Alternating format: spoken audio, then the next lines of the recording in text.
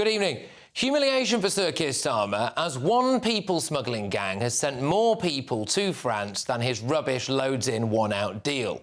Majid Belibez hired 5 taxi drivers to drop these migrants at service stations in Kent before they got in the back of lorries and went over to France. He arranged the illegal transportation of 243 people across the Channel in less than a year and made about £287,000 out of it. Now, in case you're wondering about the names of the taxi drivers, here they are. Samir Zaguine, Murad Bouchalegem, Mohamed Mabrouk, Mohamed Assoun and Saeed Bouaza. He did it 26 times between December 2022 and September 2023. In one incident, 58 Moroccan, Tunisian and Algerian nationals were caught in France. Now, just for context, he's sent around 100 more people to France than this Labour government. The ringleader, Belibez, was working as an Uber Eats driver in South London. Apparently, all the migrants came here legally on a visa after being denied visas in the EU, and they just wanted to go back over to the continent. Belibez has now been jailed for 10 years and 9 months. I actually think, instead of locking him up, we should be employing him in Border Force, because he is way more effective than anything our authorities are doing. But this comes after news broke late last night that really hammers home the scale of the migrant crisis in Britain, both legal and illegal. Nearly 1 in 3 school pupils in Glasgow do not speak English as their first language. Figures from the Scottish Government showed that 28.8% of students in the country's largest city speak English as an additional language, and this is up by nearly a third since 2019. Now, many of these will need specialist teachers and additional support, which, of course, the taxpayer, you, is paying for. No doubt this will be holding back the class. Just think to when you were at school. If a third of people in your classroom didn't speak English as their first language, how do you think that would have impacted your education? Glasgow is Britain's asylum seeker capital. It takes more asylum seekers than any city. But the irony here is pretty sweet. Glasgow was an SNP stronghold. Now, of course, it's Labour again. And it is a city of sanctuary. They were so proud to have loads of asylum seekers. They were literally begging for them. Come on, bring them on down. Some people in Glasgow even went out and stopped the deportation of some people a couple of years ago.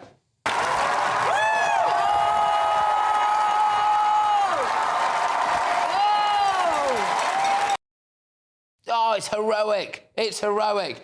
And now what do we have? Nearly a third of pupils don't speak English as a first language. The city is spending nearly £5 million a month on asylum accommodation. Homelessness with these migrants, they're just lining the streets. They're paying for some to stay in 50 hotels around the city. 50 hotels in Glasgow, migrant hotels.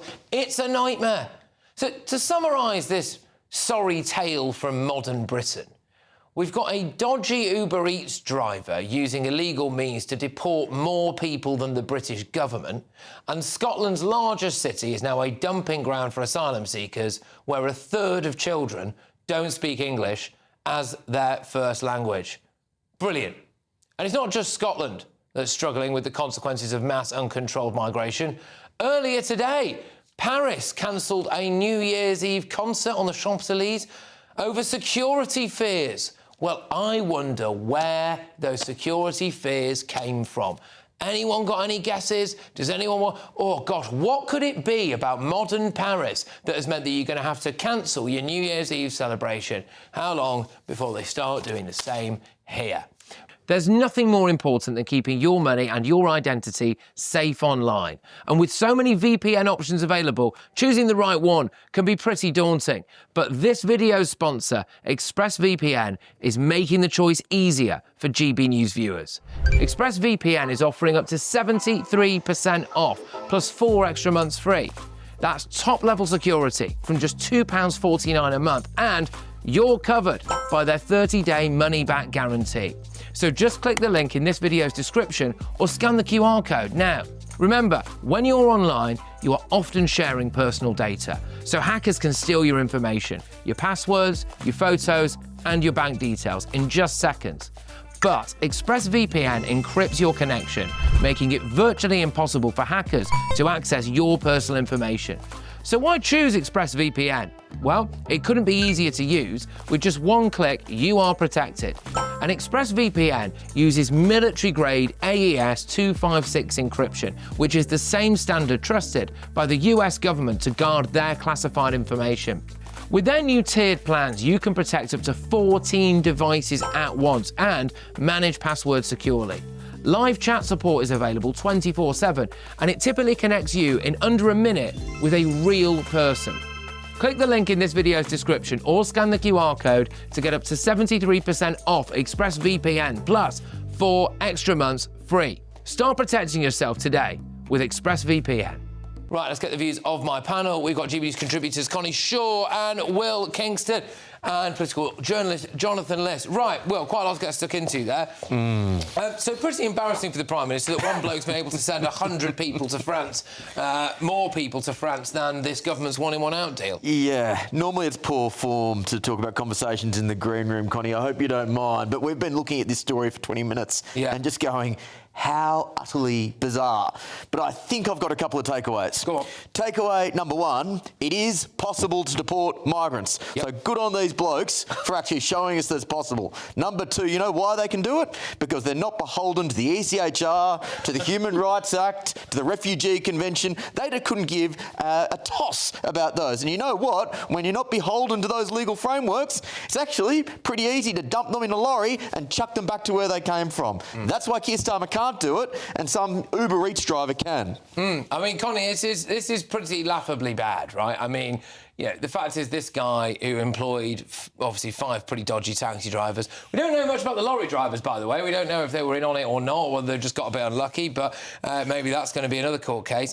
But, you know, they were just getting rid of people. Left, right and centre. This government, all the fanfare, all the money, the state banquet with Emmanuel Macron, and we've only sent back, what is it, 153 people? This guy did more than that in a year. Well, it's not only a mockery of our own lack of control over the borders, but it also raises questions, like Will was just saying. It's quite a confusing story. Why do they want to go back to France? And one of the groups that they caught, these chaps were actually on legal visiting visas. Yeah. So how did they get those visas in the first place? If they may have arrived illegally, because you can actually still get visas even if you arrive illegally. They may have been working illegally. So basically, not only do we not have control of our borders, we have absolutely no control over our domestic policing and order and law, because we know that there are, you know, tens of thousands of people at least who are working illegally and are probably being trafficked and modern-day slavery. So it's not just about our borders, it's we literally don't know what's going on within our own country. And they wanted to be in France instead of the UK. That's the saddest part of this whole story. You know, I mean, so this is it. So as I understand it, these people were denied visitor visas by the EU, by the Schengen area at the EU, for whatever reason that is. Maybe they knew something about these chaps that we didn't know. But of course, Britain, the land of milk and honey, come on down, lads. So they were able to stay here on visitor visas and then used it to go and get into the Schengen area where presumably they have some contacts in the world of work, etc. And that's what they were hoping for there. But Jonathan, you know, look, I mean, we've got a solution here, haven't we? You know, if Border Force won't do it, if the government doesn't want to do it, you know, we've got the guy called Belieber who's willing to do it. I'm a believer. I believe in Belieber. I think we should get him out of prison. You know, get him firing up the convertible back to France, Jonathan. Well, I thought you'd be delighted about this story, Patrick, because... Sounds like you. I think, you know, I'm not glorifying what he's done. Obviously, I am joking for the sake of Ofcom purposes. But actually, I think we're missing a trick here. Results are results. I mean, believe it or not, there are some people who don't actually want to be in Britain. There are some people who would prefer to be in France. I know that we don't talk about that very often. And obviously people would think that was a huge insult, actually, if you said that very often, because how could people not want to be in Britain, because Britain's the greatest country in the world, etc., etc., etc. But if you are from North Africa, where you will speak French, because, you know, often as the first language, actually, particularly in Algeria, people speak French as well as they speak Arabic, then that would make more sense for people to be in France, actually, in many cases. So. Right, OK. So, all right, fine. I mean, obviously not, no. But surely there's proof that it just can be done, right? Like, what is stopping It proves us that from... people can commit crime, yes. Like people can... I think we already knew that people can enter countries illegally, Will. That's but we also know that the discussion. government has the power to change the law and therefore change what is and isn't a crime. You can put people in a truck and send them off from where to where they came from. Have we got I don't think that... Well, they didn't... Mug Well, first, they didn't send them back to where they came from because...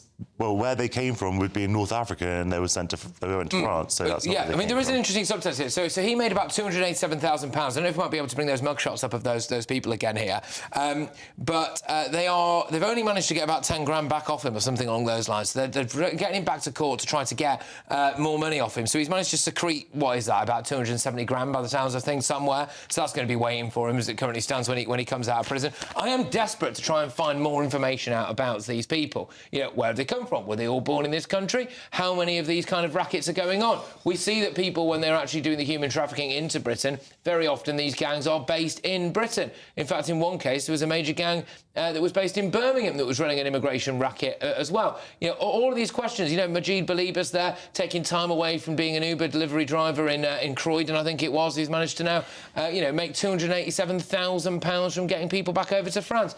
A remarkable story that makes a bit of a mockery, I think, of the Prime Minister and what was at the time Yvette Cooper's so-called one-in, one-out deal. But just knocking it on a little bit, the other aspect of this, of course, was the fact that now only one in three people who are students in Glasgow, Scotland's largest city, do not speak English as a first language. And there is a sliding scale of that leads right down to the very bottom, which is no English at all. And if you dig into the detail of the articles that were published last night, huge numbers of these are having to have special educational support paid for by the taxpayer because they can't speak English. This is a pretty damning state of affairs. Yes, and also in the article it says how lots of these children are not new arrivals. They've not just come here with their parents. Their parents were born. Their parents came here, and then their children were born here. So when we talk about what we're going to do in terms of controlling our borders, fine. But what are we going to do when we do hopefully eventually get control of our borders with what we already have?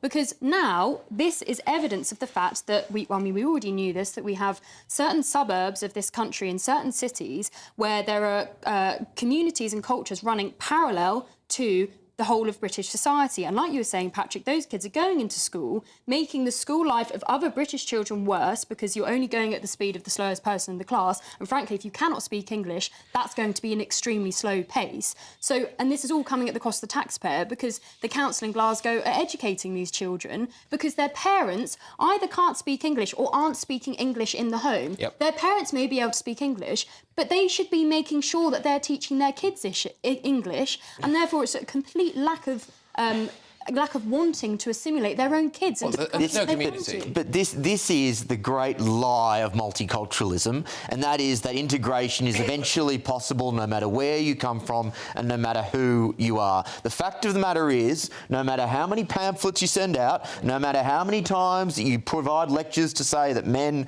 and women are equal, no matter how much you talk about British values, there are some cultures which are fundamentally incompatible with Western liberal democracies. And it doesn't matter how far you go down the line in terms of generations, that's not going to change. And that particularly comes from parts of Africa and it comes from parts of the Middle East. That's the problem here, and that's the uncomfortable truth no one wants to talk about. What on earth has that got to do with people speaking English? There are plenty. The point is they're not integrating. That's what it's got to do with it. When you have parents who come from a country and they speak a different first language, it is completely normal for them to speak in their own language to their children and knowing that their children will pick up English when they go to school. I have many friends whose parents are French or Italian or Spanish who have a huge advantage in life actually because they are bilingual naturally, and that actually gives kids a huge head start. Well, they will be bilingual because they speak English not in the home but at school. Look at that town in Leicester, I'm sorry, Patrick, that town in Leicester, or the area of Leicester where 40% of people do not speak English. That's not just children, that's adults. So how do we get away from that as well? Well, look, I agree with you that there is a problem in certain cases with integration in this country, where people do kind of, when you have sort of population demographics, well, obviously people will want to go where they know people, where people from their home countries are.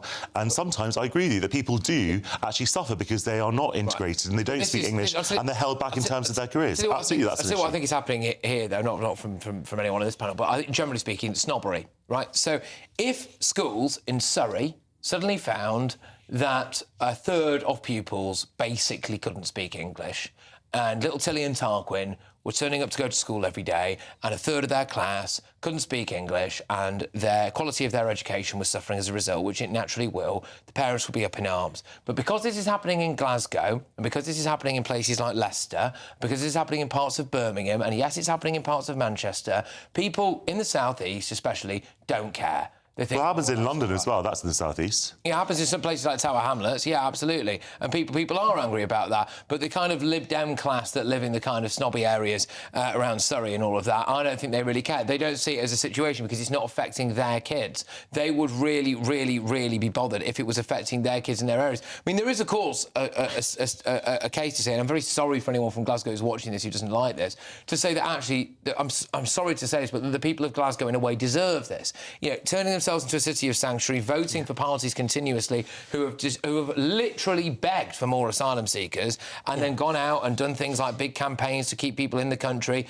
And now you've got 50 migrant hotels and the kids can't speak English. I've never seen any evidence that children who go to school with other kids who don't speak English as a first language or whose English Because it's never happened before in this country, Jonathan. No, but I remember when I was at school, there were kids in my class who'd come from other countries. Nice and actually, school, though, it was a local state school in where I lived in North London.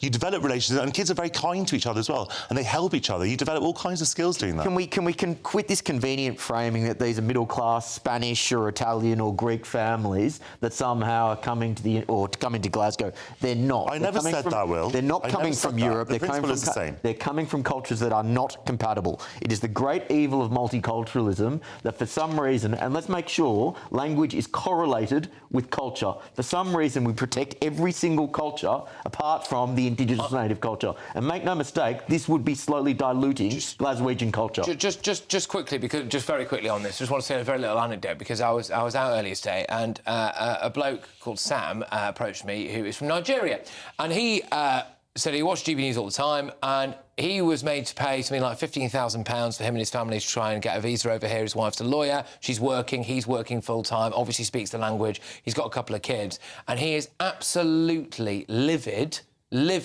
with the fact that he's reading stories like this where people are coming over illegally, getting everything for free, having the state bend over backwards for them, do not have to, jump through the same kind of hoops as him. And I think that's a really interesting aspect of this, which is that people who come here legally from some of those countries are, if not, maybe even more angry than people who have actually been born here. A lot of the surveys suggest that the people who are most angry about illegal immigration are legal migrants. Yeah, there you go.